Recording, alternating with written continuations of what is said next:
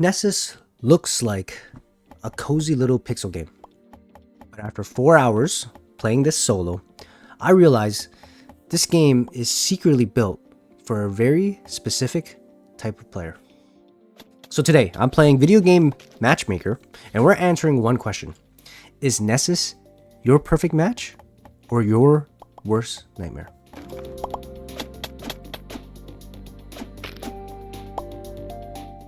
For context, I played Nessus solo for about 4 hours.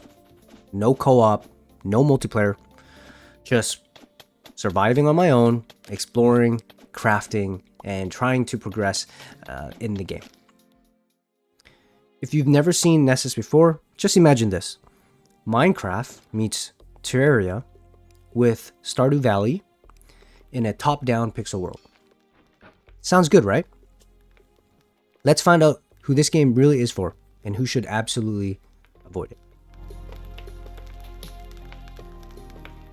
So let's start with who Nessus is for. Number 1, you love sandbox survival games. So first, if you love games like Minecraft, Terra, or Stardew Valley, this game is basically calling for you. You're gathering, building, crafting, exploring, dying, and you're learning a lot. You're learning the new systems of the game and all those things. If the words start with nothing and slowly build towards something excites you, then Nessus gets you. Number 2, you love pixel art and cozy vibes. This game screams cozy, but with danger sprinkled around the game. If pixel art is your jam, more than ultra realistic grounded graphics, if you enjoy cozy atmosphere over tons of explosions, you'll probably love Nessus' style. It's not flashy at all. It leans more towards like the charming, colorful side. Number 3, explorer seeker gamers. If you're someone who plays games to go and venture out and explore and discover things around the game's world, to see what is in the next area, Nessus is going to feed that part of your soul that you're going to really enjoy. The world opens up gradually the more you explore, and the more the game unfolds its systems at you. If you're an explorer, this game definitely rewards your curiosity. Number 4, you want a chill social game. Now here's something important. I did not play this game co-op or multiplayer, so you might want to look at other content creators, other videos to see what their review is on that aspect. But there is that option here in this game, and I do like that. I do like the fact that it does have the option for those who do want to explore the multiplayer aspect to enjoy the game. It looks like a lot of fun, especially if you enjoy those type of games, like the ones that I've already mentioned. I can't see this being less fun with more people.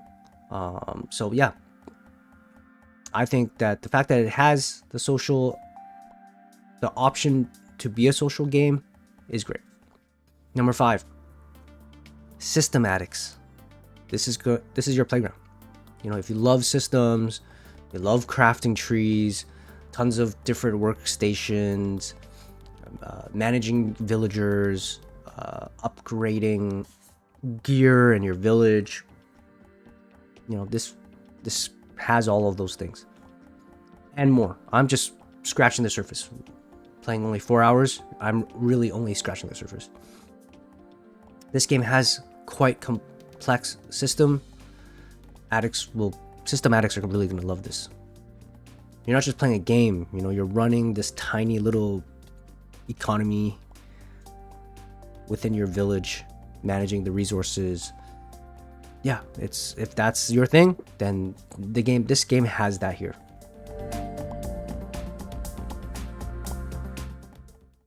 Okay, let's talk about who should avoid Necesse.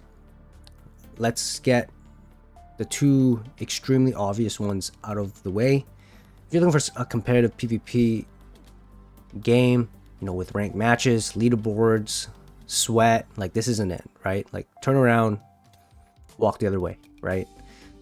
Necesse is not about the expression of dominance and outplaying other humans. There is a PvP option in here, but it's still not going to hit that dopamine that I think competitive PvP players are going to be looking for. Number two is like action players, the daredevils, the thrill seekers. You know, if you love the big cinematic chaos, explosion, intensity, Necesse is not that. You're gonna want to skip this. You know, this is a very slow burn game. It's a vibe game. It's a one more resource run game. It's not this white knuckle or adrenaline rush game. Number three, story seekers.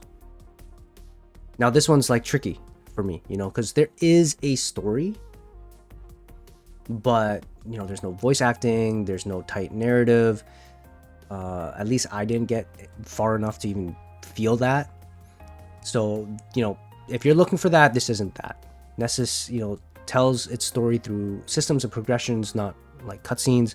Like I said, there is a quest technically, but it's not. It's nothing. It's not the meat of the game. You know, the story is what you make it, not what someone has written out. Now, conditional matches. So this is kind of like going, you know, it's kind of like right in the middle, right? So achievers, completionists, you know, the good news is Necesse does reward progression, but in like a different way, right? There's no XP, right? You know, you unlock tools and, you know, as you progress with your gear and mining higher value resources, all those things. There are bosses if you follow the quest line, you know, but don't expect like this constant dopamine fireworks, you know, that's going to happen. You know, there's no spectacle when you upgrade your village or anything like that. For those who are strategy masterminds, is this a strategy game? Question mark. Yes, but like quietly in the background, you know, like you plan your layouts, you do manage your villagers, you do try and optimize your crafting. You know, if you enjoy long-term thinking rather than like battlefield tactics, then this hits that, but it's not something that I would say, like I wouldn't call this a strategy game, but it does have hints of it.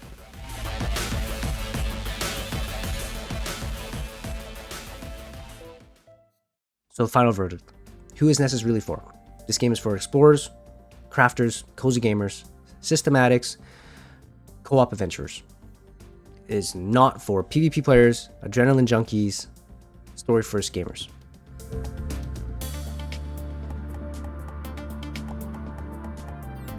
Now I want to hear from you. Are you the type this game is made for? Or the type that would uninstall in 10 minutes? Tell me in the comments what kind of gamer you are and what game I should matchmake next. I'm Happy to Game, and this is Video Game Matchmaker. See you in the next one.